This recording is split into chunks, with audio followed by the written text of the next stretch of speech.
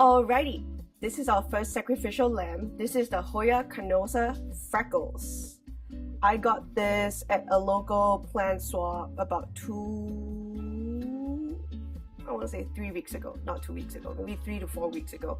And it has already rooted very well in my full leca setup. And it's in a recycled glass container, yay.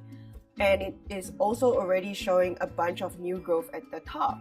But I don't quite like this random long strand here. So I'm gonna prop that and then we can thicken up this pot even more. First things first, I always like to have a rag on hand because things are gonna get dirty, wet, and messy.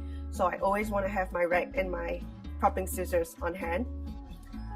And then step 2, my handy dandy alcohol bottle.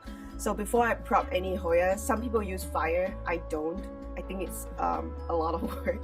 So I just grab my spray bottle with my alcohol, I spray it over that rack. Make sure you get both sides so that your scissors are clean, and then we're ready to prop.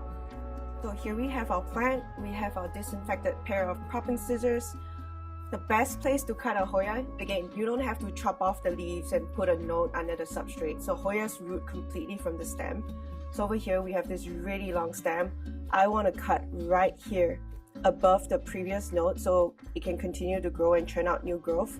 So I'll chop right here and the roots are going to be rooting right along this stem.